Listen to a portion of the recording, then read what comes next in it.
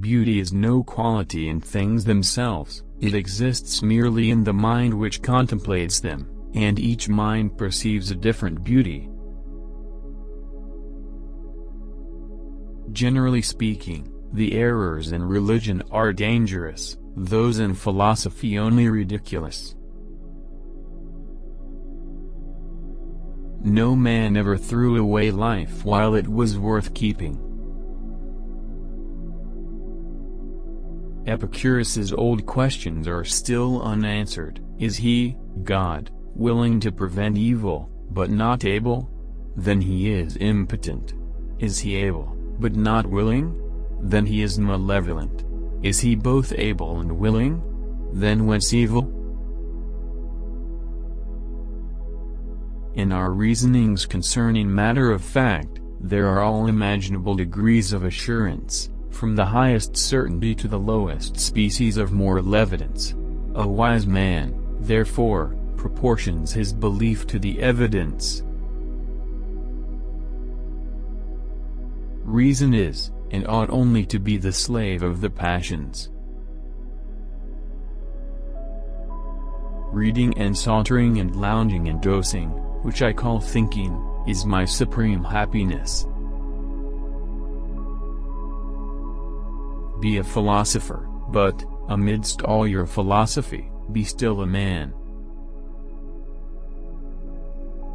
But the life of a man is of no greater importance to the universe than that of an oyster. The truth springs from arguments amongst friends. He is happy whose circumstances suit his temper, but he is more excellent who can suit his temper to his circumstance. When men are most sure and arrogant, they are commonly most mistaken, giving views to passion without that proper deliberation which alone can secure them from the grossest absurdities. If we take in our hand any volume, of divinity or school metaphysics, for instance, let us ask, does it contain any abstract reasoning concerning quantity or number? No. Does it contain any experimental reasoning concerning matter of fact and existence? No. Commit it then to the flames, for it can contain nothing but sophistry and illusion. It is an absurdity to believe that the deity has human passions, and one of the lowest of human passions, a restless appetite for applause. Where am I, or what? From what causes do I derive my existence? Into what condition shall I return? I am confounded with all these questions, and begin to fancy myself in the most deplorable condition imaginable, environed with the deepest darkness, and utterly deprived of the use of every member and faculty. Most fortunately it happens, that since reason is incapable of dispelling these clouds, nature herself suffices to that purpose, and cures me of this philosophical melancholy and delirium, either by relaxing this bent of mind, or by some avocation, and lively impression of my senses, which obliterate all these chimeras. I dine, I play a game of backgammon, I converse, and am merry with my friends. And when, after 3 or 4 hours' amusement, I would return to these speculations, they appear so cold, and strained, and ridiculous, that I cannot find in my heart to enter into them any farther. Reason is, and ought only to be, the slave of the passions, and can never pretend to any other office than to serve and obey them. When anyone tells me that he saw a dead man restored to life, I immediately consider with myself whether it be more probable that this person should either deceive or be deceived, or that the fact which he relates should really have happened.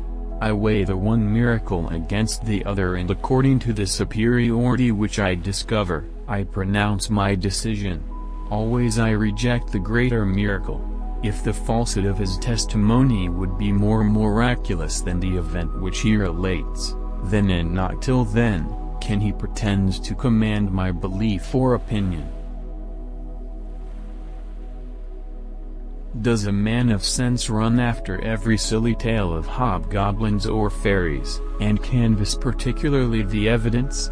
I never knew anyone that examined and deliberated about nonsense who did not believe it before the end of his inquiries. Liberty of any kind is never lost all at once.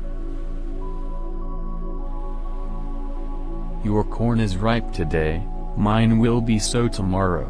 'Tis profitable for us both, that I should labor with you today, and that you should aid me tomorrow.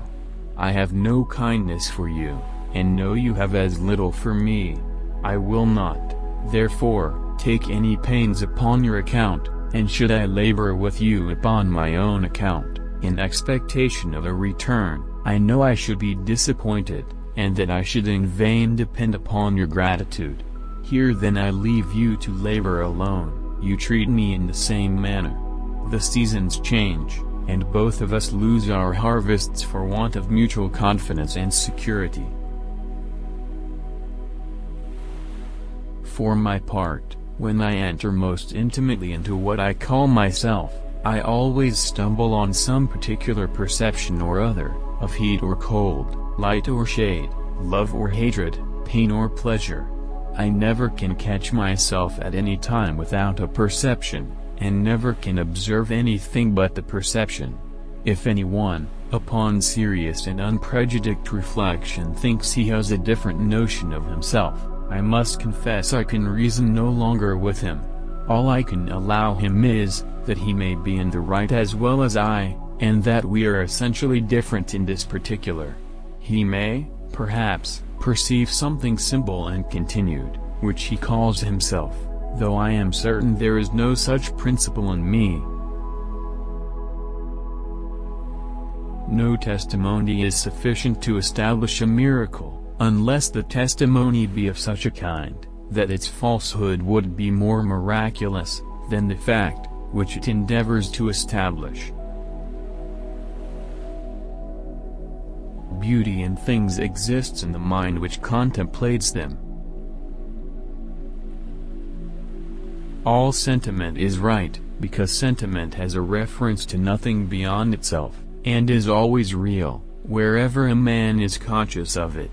But all determinations of the understanding are not right, because they have a reference to something beyond themselves, to wit, real matter of fact, and are not always conformable to that standard. A wise man apportions his beliefs to the evidence. Stercus excidit. The identity that we ascribe to things is only a fictitious one, established by the mind, not a peculiar nature belonging to what we're talking about.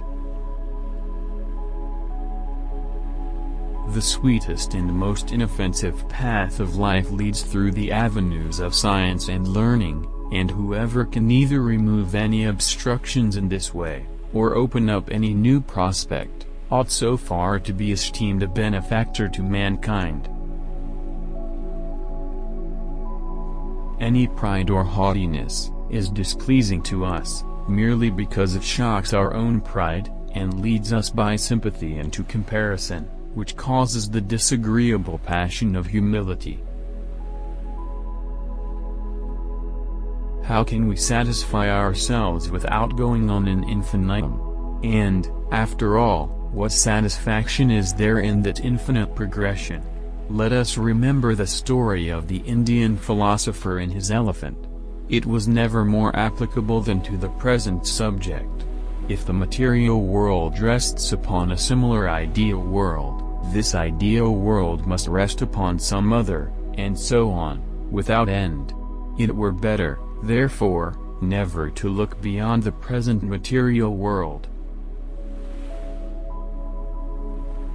Heaven and hell suppose two distinct species of men, the good and the bad. But the greatest part of mankind float betwixt vice and virtue. We make allowance for a certain degree of selfishness in men, because we know it to be inseparable from human nature, and inherent in our frame and constitution. By this reflection we correct those sentiments of blame, which so naturally arise upon any opposition. To be a philosophical skeptic is the first and most essential step towards being a sound, believing Christian. To philosopher and historian, the madness and imbecile wickedness of mankind ought to appear ordinary events. The feelings of our heart, the agitation of our passions, the vehemence of our affections, dissipate all its conclusions, and reduce the profound philosopher to a mere plebeian. Indulge your passion for science, but let your science be human, and such as may have a direct reference to action in society. Be a philosopher, but amidst all your philosophy, be still a man. A purpose, an intention, a design, strikes everywhere even the careless, the most stupid thinker. All that belongs to human understanding, in this deep ignorance and obscurity, is to be skeptical, or at least cautious, and not to admit of any hypothesis whatever, much less of any which is supported by no appearance of probability. It is possible for the same thing both to be and not to be. It is seldom that liberty of any kind is lost all at once. Men's views of things are the result of their understanding alone. Their conduct is regulated by their understanding, their temper, and their passions. In public affairs men are often better pleased that the truth, though known to everybody, should be wrapped up under a decent cover than if it were exposed in open daylight to the eyes of all the world. Nothing appears more surprising to those who consider human affairs with a philosophical eye than the easiness with which the many are governed by the few, and the implicit submission with which men resign their own sentiments and passions to those of their rulers. When we inquire by what means this wonder is effected, we shall find that, as force is always on the side of the governed, the governors have nothing to support them but opinion. It is therefore on opinion only that government is founded, and this maxim extends to the most despotic and most military governments, as well as to the most free and most popular. The Sultan of Egypt, or the Emperor of Rome, might drive his harmless subjects, like brute beasts, against their sentiments and inclination. But he must at least have led his Mamelukes, or Praetorian bands, like men, by their opinion. Reason is, and ought only to be the slave of the passions, and can never pretend to any other office than to serve and obey them. 'Tis not contrary to reason to prefer the destruction of the whole world to the scratching of my finger. As every inquiry which regards religion is of the utmost importance, there are two questions in particular which challenge our attention, to wit, that concerning its foundation in reason, and that concerning its origin in human nature. For my part, when I enter most intimately into what I call myself, I always stumble on some particular perception or other, of heat or cold, light or shade, love or hatred, pain or pleasure. I never can catch myself at any time without a perception, and never can observe anything but the perception. When I shall be dead, the principles of which I am composed will still perform their part in the universe, and will be equally useful in the grand fabric, as when they composed this individual creature. The difference to the whole will be no greater betwixt my being in a chamber and in the open air. The one change is of more importance to me than the other, but not more so to the universe. 'Tis not unreasonable for me to prefer the destruction of the whole world to the scratching of my finger. Beauty is no quality in things themselves, it exists merely in the mind which contemplates them, and each mind perceives a different beauty. One person may even perceive deformity, where another is sensible beauty, and every individual ought to acquiesce in his own sentiment, without pretending to regulate those of others. To seek the real beauty, or real deformity, is as fruitless an inquiry, as to pretend to ascertain the real sweet or real bitter. When we run over libraries, persuaded of these principles, what havoc must we make? If we take in our hand any volume of divinity or school metaphysics, for instance, let us ask, does it contain any abstract reasoning concerning quantity or number? No. Does it contain any experimental reasoning concerning matter of fact and existence? No. Commit it then to the flames, for it can contain nothing but sophistry and illusion. Celibacy, fasting, penance, mortification, self-denial, humility, silence, solitude and the whole train of monkish virtues, stupefy the understanding and harden the heart, obscure the fancy and sour the temper. A gloomy harebrained enthusiast, after his death, may have a place in the calendar, but will scarcely ever be admitted, when alive, into intimacy and society, except by those who are as delirious and dismal as himself. Skepticism may be theoretically irrefutable, but even the skeptic must act, and live, and converse, like other men, since human nature gives him no choice. This world, for aught he knows, is very faulty and imperfect, compared to a superior standard, and was only the first rude essay of some infant deity, who afterwards abandoned it, ashamed of his lame performance. It is the work only of some dependent, inferior deity, and is the object of derision to his superiors. It is the production of old age and dotage in some superannuated deity, and ever since his death, has run on at adventures, from the first impulse and active force which it received from him. Nothing appears more surprising to those who consider human affairs with a philosophical eye, than the easiness with which the many are governed by the few, and the implicit submission with which men resign their own sentiments and passions to those of their rulers. All knowledge degenerates into probability. Carelessness and inattention alone can afford us any remedy. For this reason I rely entirely upon them. The Crusades, the most signal and most durable monument of human folly that has yet appeared in any age or nation.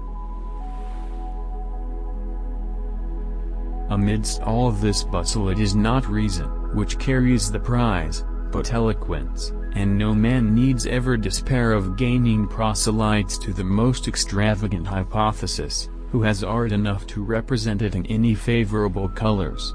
The victory is not gained by the men-at-arms, who manage the pike and the sword, but by the trumpeters, drummers, and musicians of the army.